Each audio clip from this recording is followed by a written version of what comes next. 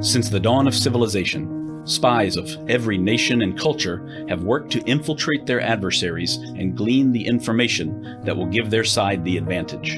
The stakes are sky high, the strategies varied and imaginative, and the ultimate sign of success is that no one ever even knew you were there. In each episode, we will explore the moral and ethical gray zones of espionage, where treachery and betrayal go hand in hand with cunning and courage. This is the Spycraft 101 podcast. Welcome to your clandestine classroom. This is episode number 35 of the Spycraft 101 podcast. I'm joined today by Alexandra Costa, who in a previous life was known as Yelena Mitrokhina. Alexandra defected from the Soviet Union to the United States in 1978.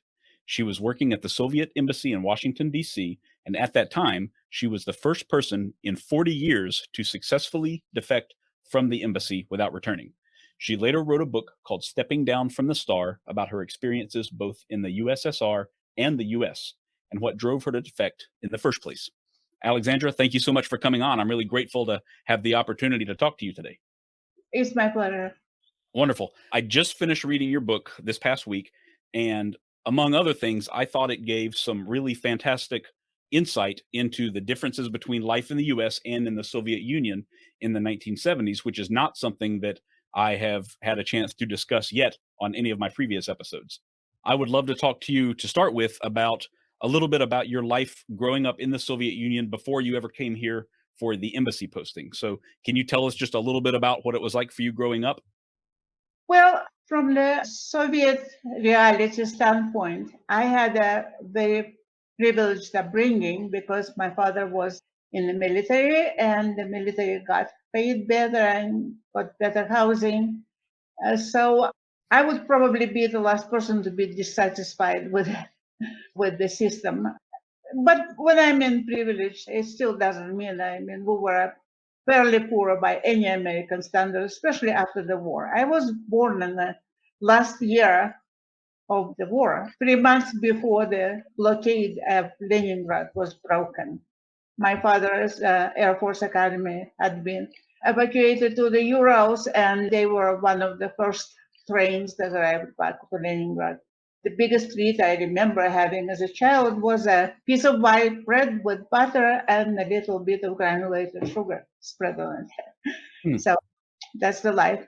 I did go to a very prestigious university, not without some help from friends to get in, because even there is some corruption in getting into. Graduated with the degree in Scandinavian languages. There was a time when I spoke Norwegian much better than English.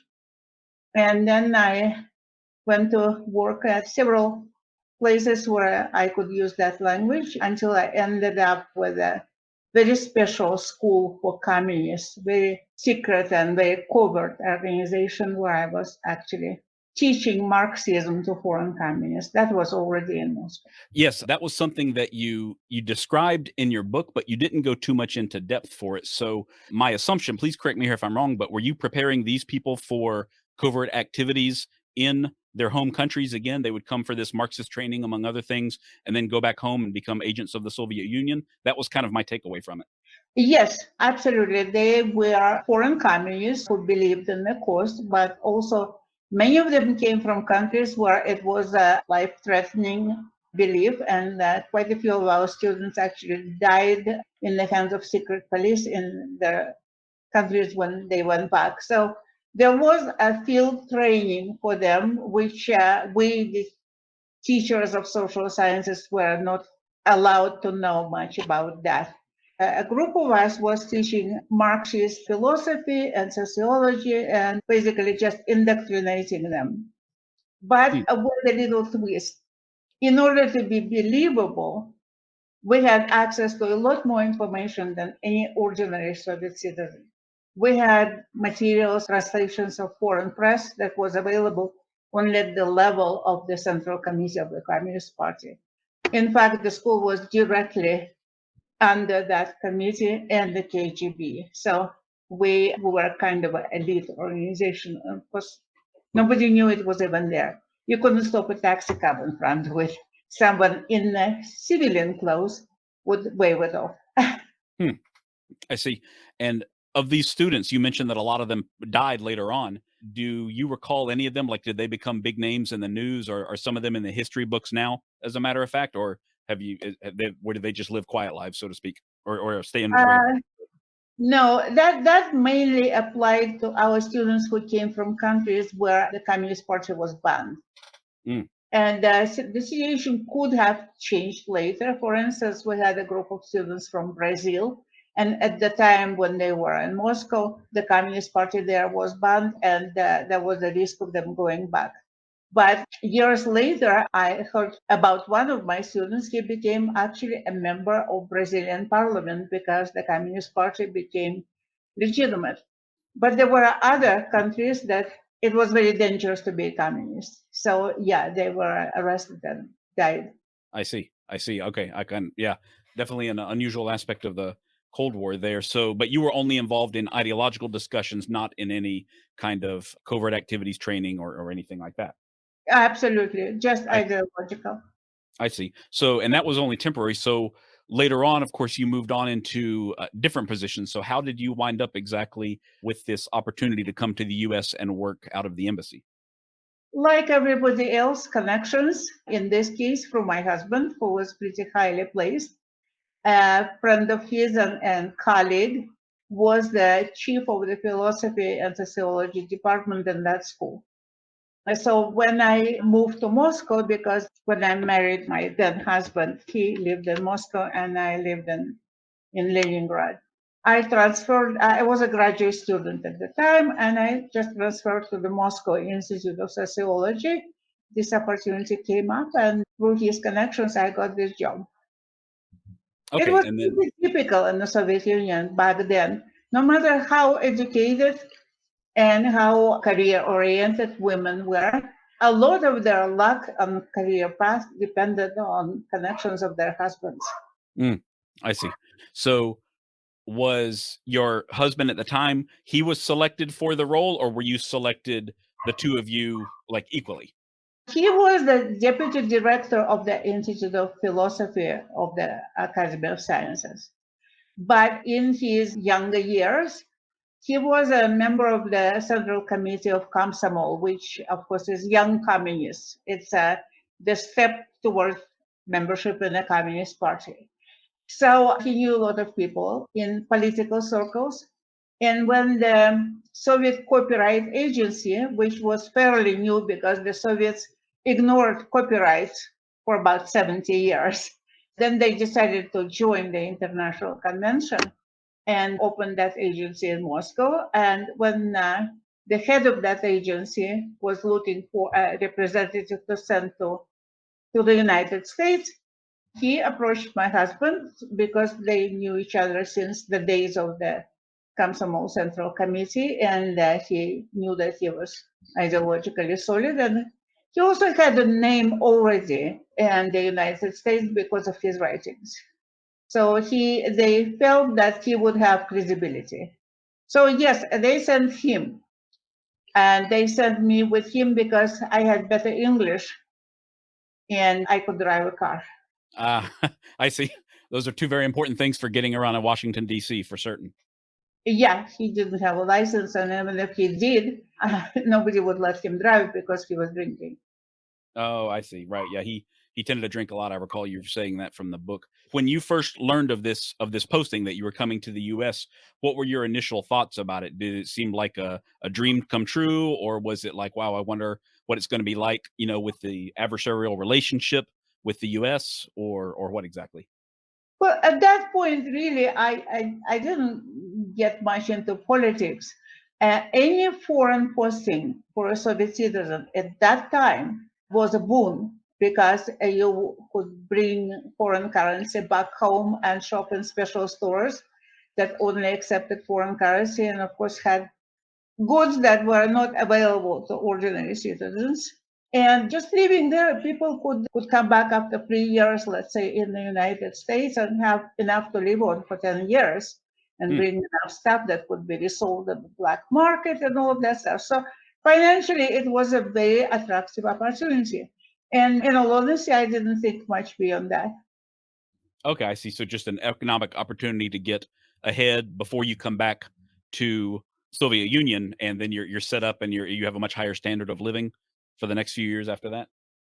Well, yeah, even though our standard of living was pretty high at the time Mm. anyway, because of Lev's position in the Academy of Sciences and his salary. And so we were kind of, 5%ers, maybe less. Oh, wow. I see. I see. So what did you do to prepare for the move to the US? I mean, was it, saying goodbye to family, of course, but packing up household goods? I mean, what was involved exactly in a transfer to another country? Well, we couldn't bring a whole lot of household goods, and we were also told by experienced people just to leave everything in Moscow because we would get everything there, which turned out to be true. I wish we had a little bit more preparation in terms of how to behave in diplomatic circles. I remember that I made a total fool of myself at the very first reception where I turned out inappropriately dressed. Oh, really? Oh, wow. The first time meeting your Yeah, new it family was coworkers? yeah, I had no idea about the a true formal wear. So even though it was a long dress, it was the wrong fabric, and I was wearing just a street purse. And that was a big reception. So I felt awful. And I didn't even know enough not to go for the reception line. And Oh, it wow. took me a long time to live it down. I bet, yeah, it's terrible when you feel like you've made a bad first impression on people, for certain. Yeah. I'm sure the embassy wives had a ball laughing at me. Oh, no, that's too bad. So, after that initial snafu there, what were the first few days and the first few weeks of settling in Washington like for you? I'm sure there was a culture shock, of course.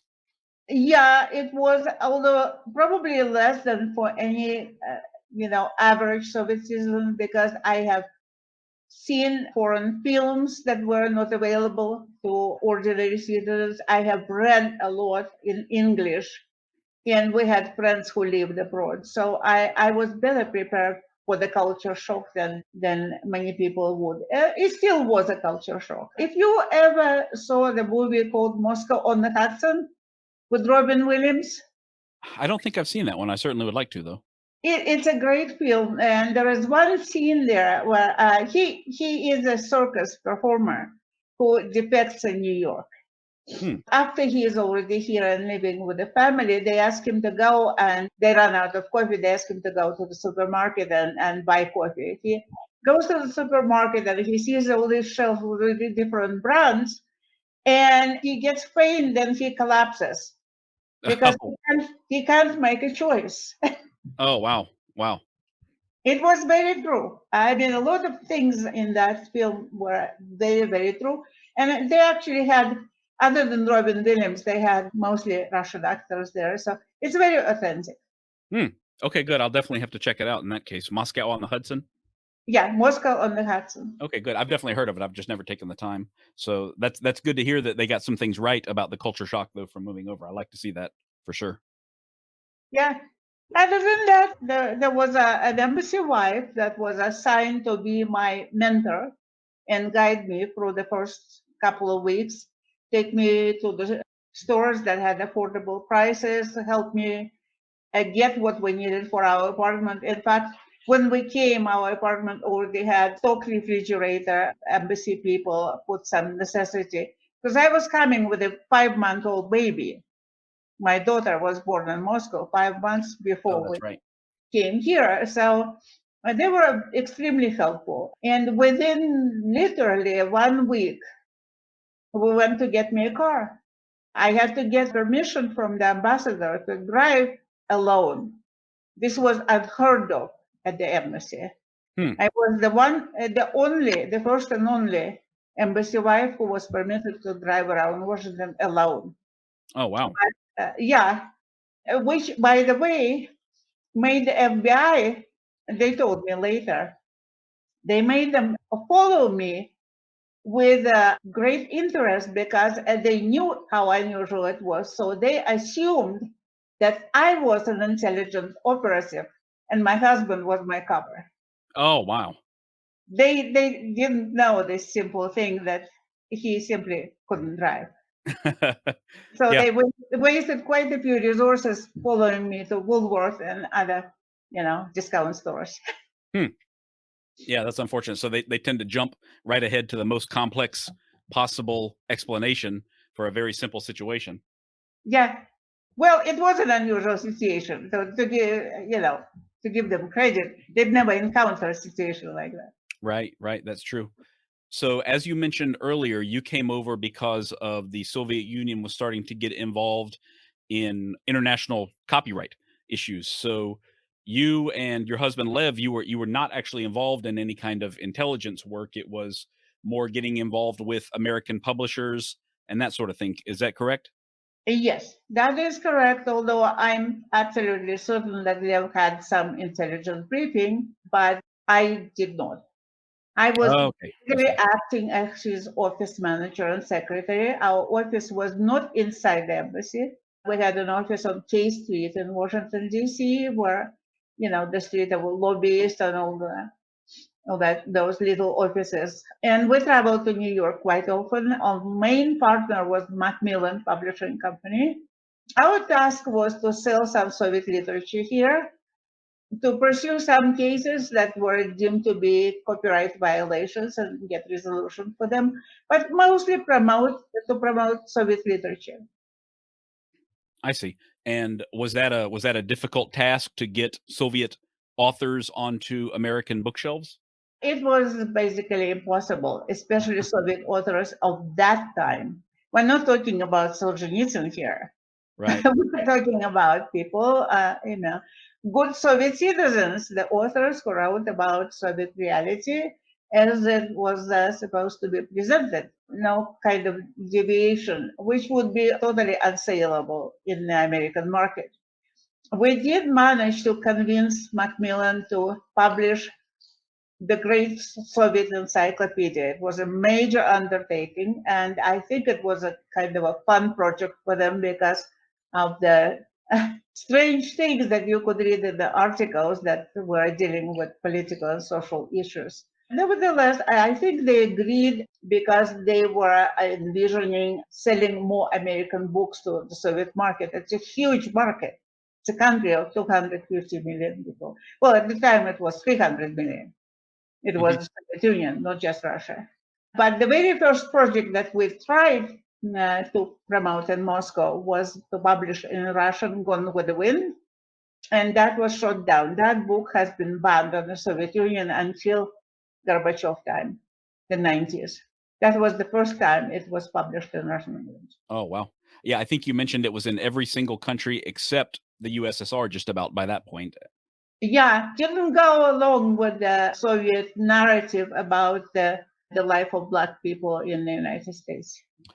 That's right. Yeah, I don't think I've read Gone with the Wind cover to cover, but they wanted to keep a certain Same on portrayal you. in people's mind about how black citizens in America were treated Yeah, by whites, and it didn't necessarily meet up with that. yeah. I Well, see. the Bible on the subject published in the Soviet Union, of course, was Uncle Tom's Cabin. Oh, right, right. Yeah, that's very well known here as well. So that was something they Yeah, wanted to see on everybody's shelf, I guess. yeah. The encyclopedia you mentioned, honestly, that sounds like a really fascinating artifact of the era at this point. I would love to read or get a copy of it. I think you said it's a multi-volume copy and it's the Soviet perspective on world events. That sounds actually really interesting. Well, it was like almost the size of Encyclopedia Britannica. I don't know if they ever finished it. It Hmm. was an expensive undertaking, translating all of that into English. So I don't really know if they finished it. It was supposed to be a multi-year project. Oh, I see. Yeah, that's right. I think you mentioned that it kind of fell through in some ways, but I thought that at least some of them were published. But so it may Maybe. never have actually been printed. I honestly don't know. Oh, wow, that's interesting. I'll have to look into that for sure. Yeah. So after you arrived here, in the book you go in quite a bit of depth about all the differences here, but can you just talk a little bit about, for Americans, we're accustomed to our own lifestyle. So can you talk about the things that were so different for you, the things that you liked and the things that you did not like as well? Well, it's really hard to think back that way. basically, I liked everything here. It was later in our stay here when I actually started looking a little bit more on the political side and macroeconomics and things like that, and understanding just how broken the Soviet Union was. Even though I have read before I came here some books that had been banned in the Soviet Union, like Animal Farm, 1984, they circulated, underground, and I read them. It didn't completely register how true they were and how much they reflected the Soviet reality. Oh, It kind of happened gradually. What I really enjoyed, and that was a tremendous difference with what I had in Moscow. With all my, jobs that I had, which were fairly high level for a woman in the Soviet Union, I never really had a whole lot of choices. There was no career open to a woman in the Soviet Union unless it was through the Communist Party, and you had to compromise a lot. Being here and basically running the whole office, because my husband was not terribly much involved. He was pretty much a figurehead.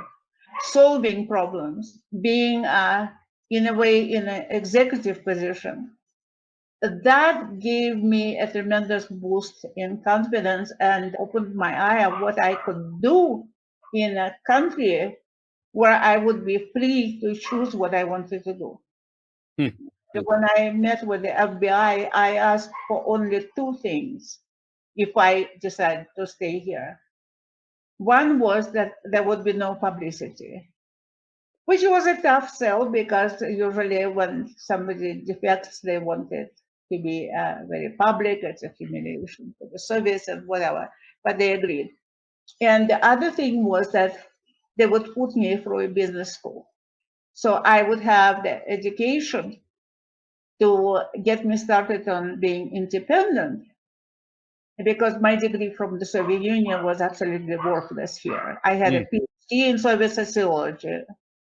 For goodness sake, what they do with it here.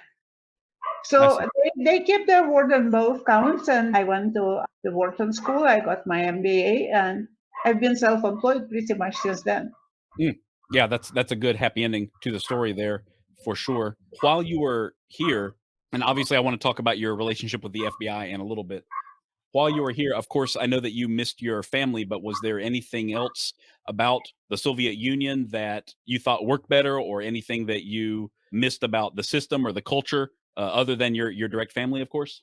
Well, culture, yes, because American mass culture is woefully inadequate, and people don't read a whole lot, at least not then. And, the Soviet education was far superior. If you leave aside ideological things, Soviet education was far superior to American education. When my kids went to school, I was here after we stayed. I was absolutely appalled at how much time was wasted on unnecessary things and how the basics were neglected. I mean, we had algebra in fifth grade, Oh, wow. then geometry in sixth, trigonometry in seventh. The Soviet schools were a 10-year school, not 12 like here. They gave you the basic education that when I had to take GMAT for the Wharton School, and I was out of school by then, by about 15 years. I passed GMAT with, I think, the score of 800, which was about close to cutoff for the Wharton School. They kind of let me slide for the other 10 points because I had an interesting history. But the math problems, the language problems, my English was pretty good by then. I just passed it with pretty much flying colors, based on the basic school education. The American system is just horrible. Oh, wow. Yeah. Yeah, so And so the focus on reading and writing and arithmetic, that kind of thing, was much more intense in the Soviet Union. Then that does make sense. absolutely. Even, the natural sciences, biology, everything. it was just a good basic education that served me very well for the rest of my life. The people there in Russia, they read a lot. They are voracious readers because at the time, movies were not much of a distraction. It was mostly Soviet movies. So just reading a lot and going to concerts, going to live performances. Theater was big, much bigger than here and affordable. So I miss that. And I also missed friends. The way people in Russia form friendships is very different from the way it is here. And it's your support network because you don't get any support from the state. That makes a lot of sense. You don't go to things. You have a problem, you sit in the kitchen, you drink tea or, something stronger, whatever your preference, and you discuss your problem with friends. That's your, mental health treatment. That's a good point. I hadn't considered that at all, but I can see how you would miss that network when you're pulled out of it and placed into a brand new one so quickly like you were. Well, especially at the embassy, because our friends in Moscow warned us that people in the embassy report on each other. So I couldn't really discuss my problems with anyone, which is why my friendship with Ed, this car salesman, developed so quickly because I could talk to him about a lot of things that I couldn't even mention to anyone in the embassy. I'm glad you said that. That was actually my next question. But before we go on, I want to take a moment to fill you guys in on the newest tool that I'm wearing and carrying in daily life. It's the Donovan non-metallic knife from Black Triangle. If you aren't familiar with Black Triangle, then you're really missing out. I love these guys because they put the dagger in Cloak and Dagger. If you've been following me for a while now, then you probably already know why Black Triangle has called their newest non-metallic knife the Donovan. It's named after General William Wild Bill Donovan, the head of the U.S. Office of Strategic Services during World War II. Under Donovan, the OSS was unconventional, unexpected, and highly effective, just like Black Triangle's tools. The Donovan is manufactured here in the United States, is made entirely of G10 composite, and comes with a thermoplastic sheath and a couple of amazing extras, which you'll have to see for yourself. You can find it at blacktriangle.com. That's blktriangle.com. You can also get 15% off your first order with Black Triangle using the discount code SPYCRAFT101 or by navigating to blacktriangle.com/SPYCRAFT101. I love mine, and I know you're going to love yours too. So, Alexandra, you brought up the car salesman there, and that was just what I was leading into, as a matter of fact. So I'm glad that you did. As you said earlier, you came over here because you could drive, and you ended up having to service your vehicle, your personally owned vehicle, and that kind of changed your whole life in a very unexpected way. So can you tell us exactly what happened with that initial auto appointment there at the dealership? The guy who sold me my car, he actually sold all the embassy cars. It was an established relationship between this particular dealership on Arlington Boulevard. I think it was, Oldsmobile. And the embassy, the chief mechanic at the embassy supervised all the car sales and everything. And they had this established relationship. They were getting nice discounts. And so he took me straight there. And so I walked out with a beautiful Delta Royale. And eventually it needed an oil change. And the chief mechanic told me, look, you call Ed directly and make an appointment. Don't talk to anyone else. He will take care of everything. And while my car was being serviced, we were just, having coffee and chatting. And he was a very good listener, and he asked a lot of questions about life in Russia. And it was kind of a nice change from the atmosphere at the embassy, and I liked it. So I decided to take this opportunity a little more often than my car needed. Yeah, it was probably the best maintained car in the embassy. Oh, wow. Since the agency was paying for it. And we kind of became friends almost. He was much older than me. He was in his 60s. And I was in my early 30s. And so almost like a father figure. And we talked about American life. He gave me advice on this and that. And it became actually a pretty close friendship.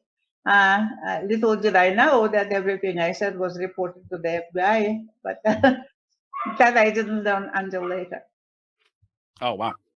That's hard to imagine, but it makes perfect sense from their perspective. But from yours, it was the embassy's point of contact for all the cars, so it was a perfectly normal place for you to go.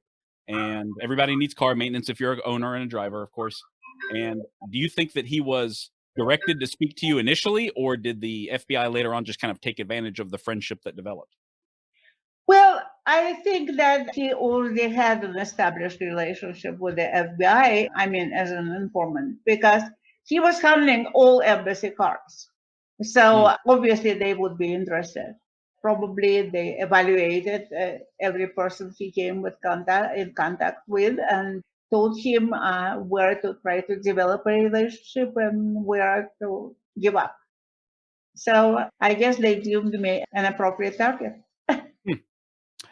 What do you think the reason for that was? Because like you said, you were not involved in intelligence collection or anything like that. Was it just this was somebody who is approachable, or did they have any sort of intent with talking to you? Well, I think in the beginning, they still believed that I was an intelligence operative because they couldn't figure out why I had so much freedom driving around Washington, going places and, doing things without my husband present. They probably knew by then that I had a special permission from the ambassador to do that because women the embassy simply were not allowed to drive.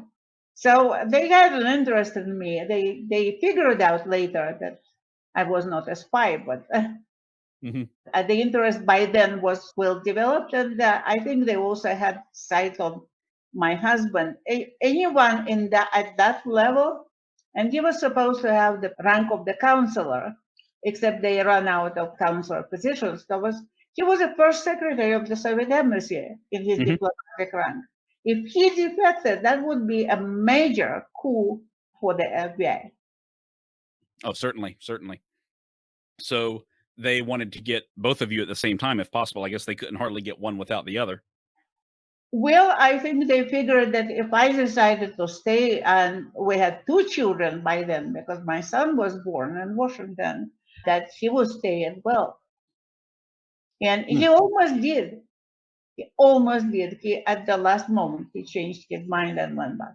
That's right. So that was such a dramatic turn of events in the book there, because it comes down to everybody's waiting around to see what decision he makes, I guess. And we should probably get into that in a minute there. But I guess my question for you is, how did it develop? How did the FBI develop anyway, from you coming in to have your car serviced a little more often than was totally necessary to them, offering you protection and support if you chose to defect? What was the tipping point there where that became a possibility? I'll be totally honest with you. In a way, you've heard the term honey trap? Yes. Yeah. Well, this was a honey trap in reverse.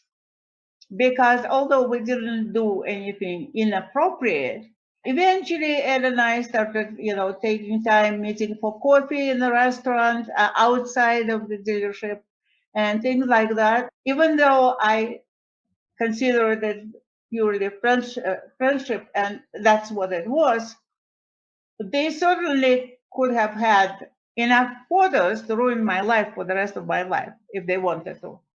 Right. That makes sense. Just having cozy dinners or coffee in an American restaurant, totally outside of purview of anything permitted by the embassy. So they probably had some stuff on me.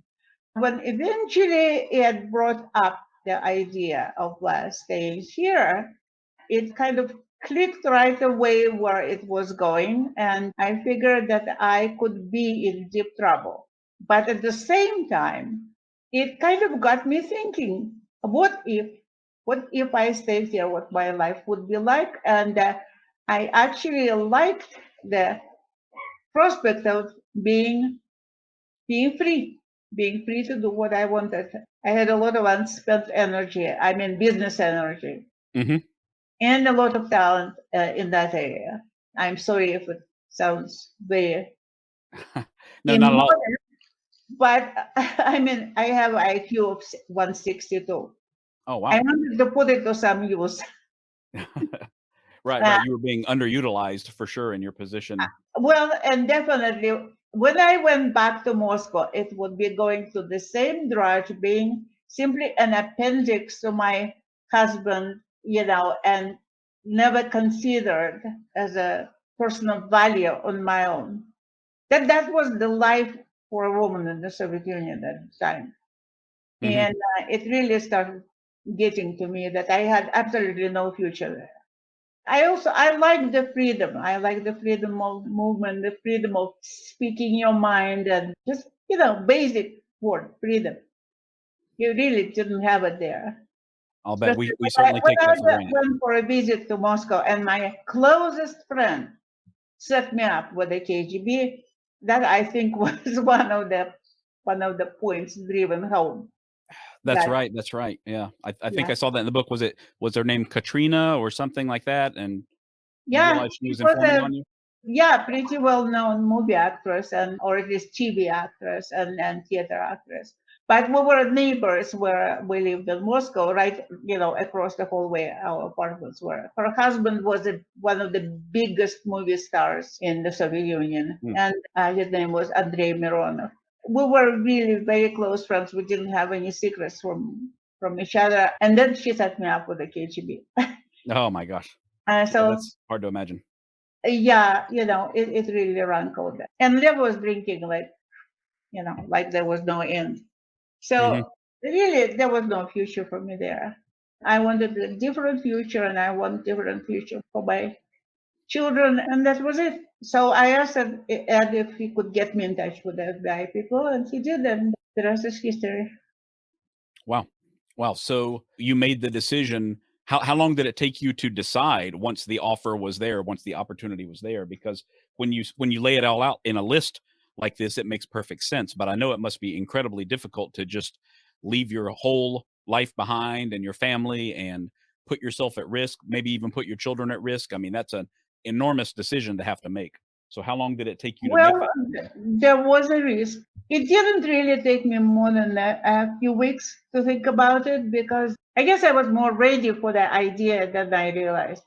All of this was happening sometime in March and April of 78, and our 3-year term was expiring in September, and we were supposed to have an extension because at that level, in that rank, people usually got extension almost routinely because it takes more than a year for any new diplomat to just get visa for bearings here.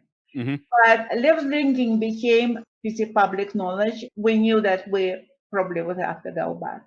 So yeah, I contacted the FBI. It was a little bit probably in April, and then something happened that actually pushed the whole thing closer to resolution. Arkady Shevchenko defected in New York. That's right. That's right. That was a huge one for sure. That was a huge one. The embassy started doing a security check on practically everyone, and that is when Lev's drinking became a problem. Mm. So in a way, that also kind of pushed my hand. They were very nice, and actually, they became my friends for life. I'm still in touch with at least one of them. Oh wow. Yeah, they handled it properly. They didn't push me. They actually assured me that no, they didn't have any compromising materials on me, and if I didn't want to stay, that would be the case. But being a suspicious citizen, I didn't believe them. Hmm. Yeah, I stayed with the embassy because I was hoping still to kind of, Lev was the father of my two children. I was hoping to convince him to stay here. And so I needed time to work on him. Eventually, we set up the date for August because we were supposed to go home in September. And there were a couple of touch and go situations when actually they were afraid that I would be put on a airfloat plane by force. I was dropping off friends at Dallas airport. They saw the day before one of the security people from the embassy buying handcuffs. So everybody went into panic.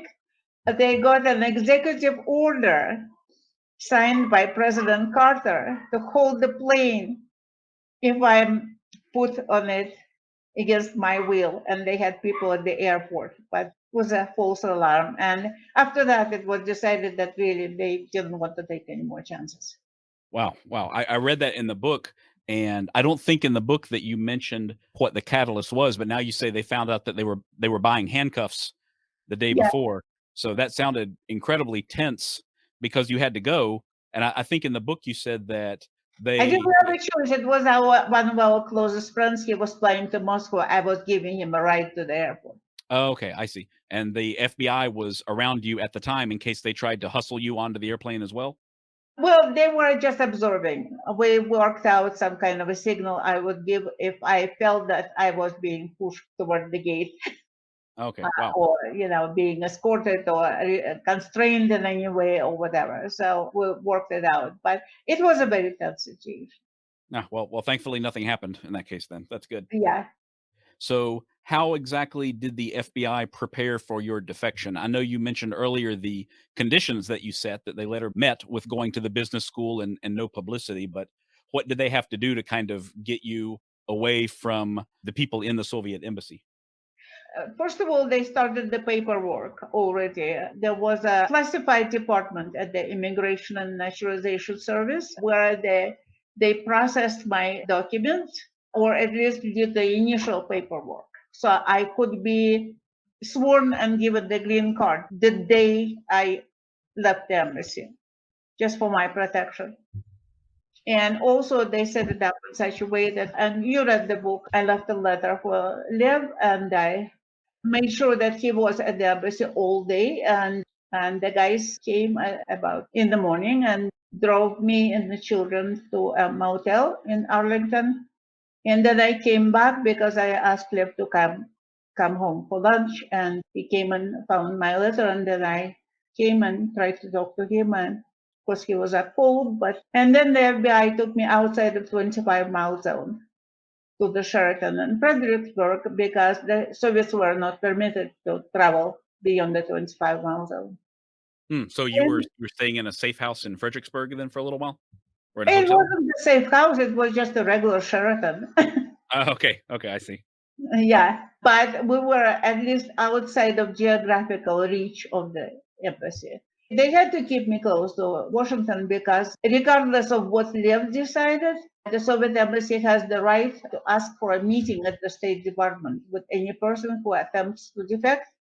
And of course, they requested that meeting, and that was set a week from the day when I walked out. Lev already was in Moscow. They gave him 3 days. They waited longer than any rules permitted, but they gave him until the end of the week, and in the end, he decided to go back.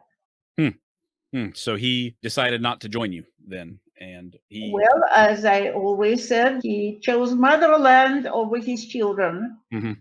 It's okay.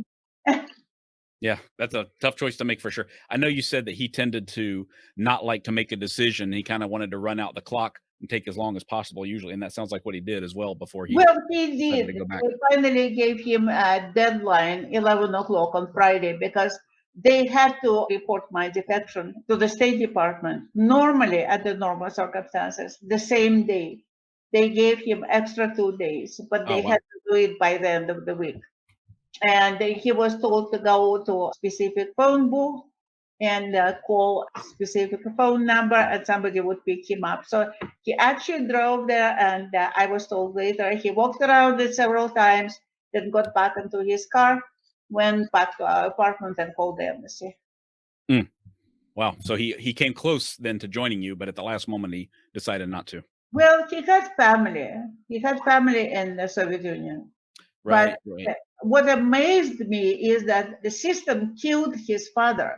His father was unjustly accused during the Stalin purges in 1948 and spent the last couple of years of his life and died in a concentration camp. And with all that history, he still grew up to be, a good Soviet citizen. That's incredible. I wonder how he justified that mentally to himself after what had happened to his own father. He had his mother and his sister back in Moscow. So I'm sure that was a major factor because after his father died, his mother became a precious person to him. Oh, of course, that makes sense. And admittedly, he didn't have the benefit of mental and logistical preparation like you did for the defection. It came as a surprise to him rather than having several weeks and months to think it over. So That must have been a tough choice. It seems like a clear choice to me, but it would have been a tough one for sure. Yeah. Well, anyway, he made his decision, and then we had that meeting at the State Department, and that was it.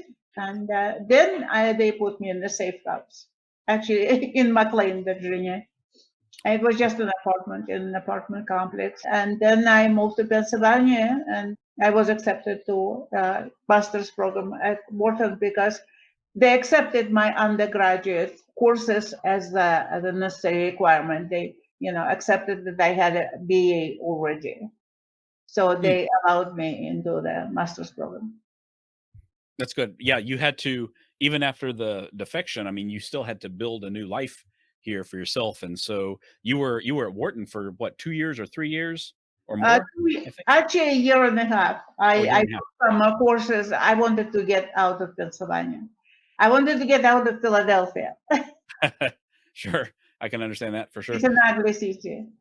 So what did you do after that? I mean, you have to move on and you get to pursue your dreams, with business. So how did you build a new life in the years after you totally separated yourself from your old life? Well, one of the courses I took in Wharton, actually, it was one of the prerequisites, was computer programming. Good old Fortran, if you remember, programming language. But that was my first exposure to computers, and I absolutely loved it. Although I majored with a degree in strategic planning, and my minor, thank goodness, was in accounting, because that was my bread and butter throughout the years, whenever I was going from one business to another. The CIA helped me because, after the FBI deals with the defector initially, CIA takes over. And I had a lot of problems there with the people who were my case officers. Yeah, eventually I was one of the people who testified at congressional hearings, actually Senate hearings, on the handling of defectors. That was actually after the debacle with Yuri went back. Very valuable, high-ranking defector went back simply because he was mishandled by the CIA. But at the time, I had a lot of difficulty with that myself. But anyway, that guy from the CIA, who was my case officer, he arranged for me to have a job with a consulting company in Washington, D.C. They were doing some city planning, some statistical work and whatever, and got more exposure to a computer there. I actually figured out how to use their computer for something other than payroll. And a lot of their statistical processing, I computerized it. Then I discovered that they were paying me minimum wage, $5.05 an hour. Oh, wow. That's what I was costing company because the CIA was paying the rest. I raised hell about that. And basically, I quit. And across the street was Radio Shack, who also was paying minimum wage of $5.05 an hour to its salespeople. But it was a totally ground opportunity to sell. I don't know, you are not quite my age. You may not remember. Radio Shack Model 1 and Model 3. That was before IBM PC. Radio Shack was the only game in town in personal computers. So I went there and I sold computers, and between minimum wage and commissions, I was making a decent living, but I was also learning a lot. A year and a half later, our customer support rep took another job. I became customer support, dealing with customers' technical problems. And then I went on my own, designing accounting software for small businesses, utilizing Radio Shack computers and Radio Shack software, a very powerful relational database. And I did that for 7 years and making pretty decent living until actually that day when I called Nightline, Ted Koppel's Nightline, because of Yurchenko's situation, because of the mistake by the Washington Post. I was unmasked, as I say these days, because they published my picture on a blonde wig with dark glasses with my actual real name, Yelena Mitrokhina, on the front yes. Washington Post. They said it was an honest mistake, but who knows? But anyway, I had to make some decision about that because some of my clients were okay with it and some were not. So I felt that I probably would be losing most of my business. So I decided to just not go to another city, but just go with the flow. There was a tremendous media exposure. There was a book deal. So I supported some of my clients for whom I designed that software, those who wanted it. But other than that, I just switched into public arena and was mostly media appearances and some lectures and whatever. And that was a big turn in my life. I can imagine. Can you just talk about that a little bit more in detail? Because I know it because I read your book, of course, but the listeners probably aren't aware of that tumultuous time when you ended up coming into the limelight and you wrote your book and you went on Nightline, like you said. But can you talk about how that all transpired exactly? How it transpired was that Vitaly Yurchenko, who was the chief security officer at the embassy when I was there, in 1985, 7 years after I defected, he actually defected to well, he was in Greece at the time, but he contacted American embassy there, and he defected to the United States. And he was an incredibly valuable asset for the CIA, but he had his own agenda. He wanted to be with the lady with whom he had an affair before, and apparently it went on for years. And it turned out that I knew her because she was the embassy pediatrician who Really? actually took care of my children, and her husband was the first secretary of the embassy in Washington at the time when I was there. By the time Vitaly defected, they were both in Canada. So he wanted the CIA to get him to Canada and to ask Valentina to stay with him and just basically, big love story. The CIA dropped the ball on that very seriously. They procrastinated. They took too much time. By the time they got him to Canada, the KGB got to Valentina. She was scared to death. She had children also. So she said no, she was not going to stay with him. And he was dejected and depressed. And several days later, during the dinner in one of Georgetown restaurants, he told his handler that he was going to the men's room, but in fact, he walked out of the restaurant, which was 2 blocks from the embassy, and went back to the embassy and went back to the Soviet Union. And when that story hit the papers and TV, I was watching it and it was like reliving my first 2 months after defection. You know, some defectors do go back because they can't figure out how to deal with their new life, and because the people who surround them are not really people suitable for that. I had a situation when I did not actually go back, but I was regretting staying here because after all the travel and all the things and all the danger that I put myself and my children in, the CIA, in their infinite wisdom, instead of sending me to a business school, decided to send me to a secretarial school. I mean, here's a little woman who wants to be a business executive. Oh, That's wow. kind of attitude. Yeah, very And condescending, it sounds like. yeah, so that really hit me very hard. And I did call one of my FBI guys, and they took care of it. Anyway, the next day, Lane called me and said, "Don't worry, you're going to Wharton. You're going to secretarial school." But I remember how I felt being so mistreated and mishandled by the CIA. Actually, the woman who was my case officer eventually was reassigned out of that division because she was so unsuitable. So when this was happening with Vitaly, and knowing that when he defected, I asked my CIA contact, I said, look, I know what he's going through. Let me meet with him. I've been there. I can help. And I asked a couple of times and they wouldn't let me meet with him because maybe I could have helped. Because after all, we knew each other back at the embassy and I've been through this situation.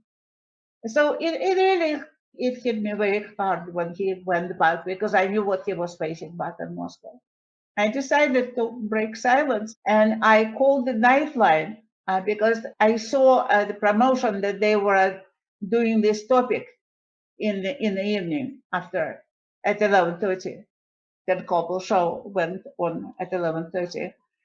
And the lady who was his booker, Tara Sonnenschein, she told me later that she thought I was one of the crazies that occasionally called them, claiming that I was a defector and I knew this whole thing.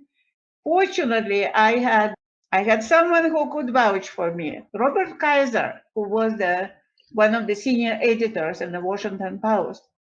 I met him several times during those 7 years when I was living undercover, sort of.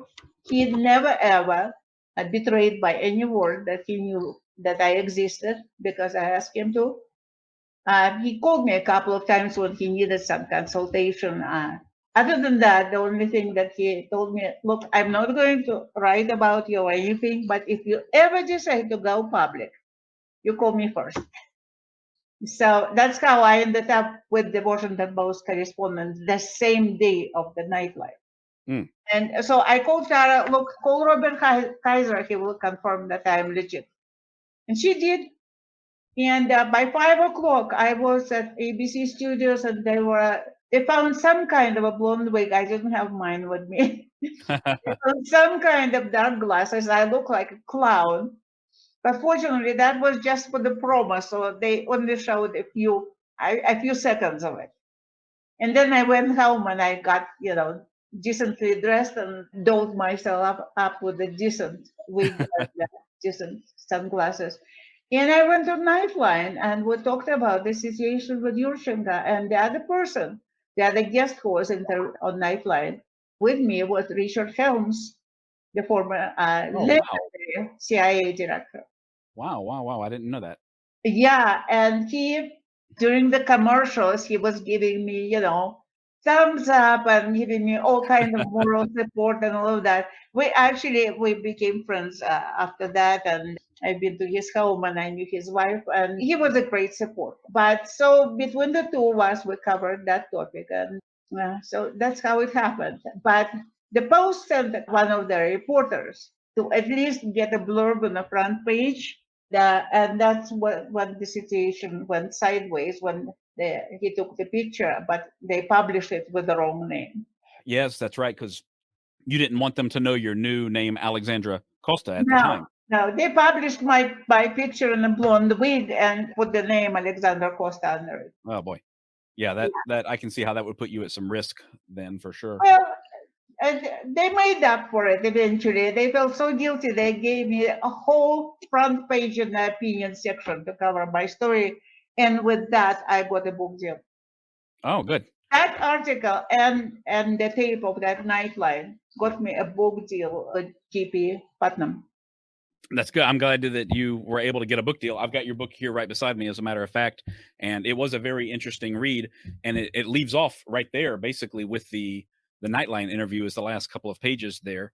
But yeah, it's very good that you finally came out and were able to go public with your story, because I think it's a wonderful story that really needs to be told and needs to be heard even now, for sure. Thank you. So I do have one final question for you, though. Did you feel at any time between now and then, did you ever feel like you were in danger of being kidnapped or killed or poisoned or anything like that from the Soviet government? Because I know they have a very long memory about this sort of thing. Yeah, they have a long memory, but you know what? I think this whole thing is very exaggerated. First of all, I wasn't important enough. It's very important for them to intercept the defector before the debriefing and before even the meeting at the State Department. If they can do it quietly and avoid that meeting and avoid publicity, because American side is not going to put anything in the media or in the press until after that meeting, even when people don't request anonymity like I did for 7 years. So it's the first week that is very dangerous, when they try to snatch you back. Mm-hmm. After that, I'm pretty sure they could find me if they wanted to. What's more, eventually, I married another defector, a former KGB officer who was supposed to be very, very hush-hush, very secure and whatever. I'm pretty sure that He was on the death penalty in the Soviet Union, but once we started living together, anybody could find him. I'll tell you another story. A very good friend of mine, and I strongly recommend that you get his book and read it, because if you are interested in spycraft, that is the book that deals with spycraft. Mm-hmm. And it's Victor Shaimov, Tower of Secrets. Tower of Secrets. Okay. I don't have that one yet. I have a lot of them, but I don't have that one, so I'll have to look. Well, Victor Shaimov was one of the most valuable defectors ever to come here, because he came from the 16th Directorate, Code and Ciphers. His job in the KGB was to go to Soviet embassies around the world and troubleshoot their problems with hostile, listening and things like that. Mm-hmm. So he was a graduate of the Bauman Institute, Technical Institute in Moscow, that is the Soviet Russian equivalent of MIT. So Victor was an incredibly valuable guy. So his book, which is very true, because I knew him and his wife, they were among my closest friends in the last 15 years, describe a lot of things that he discovered, how the other countries were spying on the Soviet embassies around the world, and the technical side of it. It's absolutely fascinating. Okay, yeah, I'm gonna have to read that for sure. That certainly sounds like something I would like to And read. even the way he arranged for his defection, because he was one of the few people who requested, demanded, whatever. He said he would not defect without his family. So he was actually extracted from the Soviet Union with his wife and a 5-year-old daughter. It was done in such an interesting way that Tom Clancy actually used his life story, and I'm sorry to say, without Victor's permission, in his book Red Rabbit. Really? Okay, so he's the basis for that. Yeah, but anyway, speaking about that, Victor was as secret as they come. He consulted for the NSA, and that was, several levels higher than the CIA in terms of secrecy, because he had technical knowledge to work with them. So his address was supposed to be a total no. But one of the people who worked with him and was guest in his house often enough was Richard Hansen. Oh my gosh. Yes. So if they wanted to get to Victor, they could have done it anytime.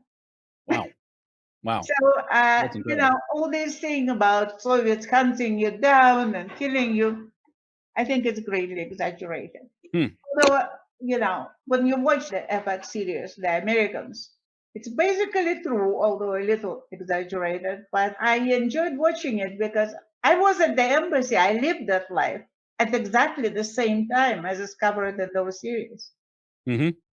So they got a lot of things right. That's good. Yeah, I've heard some wonderful reviews by people in the know about the series, and I very much enjoyed it myself, but I wasn't involved in anything at that time period either. But it's good to hear from you that it's so realistic. Well, there was only one unrealistic thing, but that would have killed at least one season. Oh, No really? FBI agent goes to meet with a potential Russian agent alone. For exactly the same reason as in the series, because he could form an undesirable relationship with a woman. Right. Yeah, Stan Beeman, I think, did that. Pairs. I've never seen any of them alone, one-on-one. That makes perfect sense. Yeah. So anyway, you can hide all you want, but you never know who you're surrounded with. So all this talk about security and Russian agents hunting you down and trying to kill you with umbrellas, if they do that, it's because you're active doing something else, like it happened in London. You are still working actively against the Soviet government and you do it publicly. Then they can try to kill you with an umbrella. I've got what was it, Georgy Markov, I think it was? Yeah. Georgy Markov. Well, there was recently a case also of poisoning in London. Yeah. The man survived, but it was basically the same technique. A little in 2018. under the skin with a poison. Yeah. Yes. I've read a bit about him as well, for sure. Well, thank you. This has been really fascinating. For sure. You have an incredible story to tell, and I'm glad I had the chance to hear it directly from you. What are you up to these days? I guess you're retired at this point. You're just living a quiet life? I never live a quiet life. I've had 7 different businesses. 7 different businesses? Yeah, after I stopped doing computer programming, I published a magazine for Russian women. I had quite a career and, lectures and presentations. I taught as a guest speaker at the Soviet Awareness Program at the Bolin Air Force Base. And the Air Force loved me. I've been at least 10 different Air Force bases doing presentations on the economic and political situation in the Soviet Union. And Oh, wow. I've been doing it until the early 2000s. Then I kind of went out of the public eye and I opened the Russian gourmet store in McLean, Virginia. And then I opened the Russian restaurant. I've been doing a lot of things. That's Right good. Yeah, it now- sounds like you stay busy. Well, right now, all I have is an internet-based eBay business. I just sell books there. Well, I get busy. And I bought a lot of books off of eBay. I wonder if I've ever bought one from you. maybe. I Awesome. doubt most of the books I sell are kind of bundled romance book. Okay. But it could be. Maybe you bought a knife from me recently. Oh, yeah, that's right. I was liquidating an incredible collection of hunting knives for a friend. Oh, wonderful. Maybe you did. Yeah, it's very possible. Well, Yeah. thank you so much, Alexandra. This has been really informative. Do you have a public-facing Facebook page or anything like that? If people want to read up more on you, or do they just need to dig as I did? Well, my personal Facebook page is open to the public, but I don't really make political posts. At least, Okay. yeah, not anymore. Sure. All right. Well, thank you so much. I really appreciate your time today. This is wonderful. You're welcome. If you're interested in more of Spycraft 101, look for my page on Instagram at Spycraft101 or connect with me on Patreon. My patrons get exclusive access to long-form blog posts that dive deep into some of the most amazing stories in the history of espionage and receive free or discounted books and products from the Spycraft 101 store. That includes a free PDF copy of my own book, Spy Shots Volume 1, 101 True Tales from the World of Espionage. I want to say a big thank you to all of my patrons, including Eddie A. and Joshua W. With your support, I've been able to continue funding my research and publication across multiple platforms to date. Thank you all for listening, and I hope you'll stick around because there is lots more to come. Thanks for listening to this program brought to you by Daydreamer Network. If you enjoyed the episode, please don't forget to rate and review on Apple Podcasts or your preferred platform. Your feedback allows us to rank on the best new shows list and continue to grow our podcasts in order to bring more unique and talented storytellers to the network. To check out our shows, including programs about relationships, sports, business, nutrition, leisure, and more, head to www.daydreamernetwork.com. We look forward to seeing you back next week for another great episode. Have a wonderful day.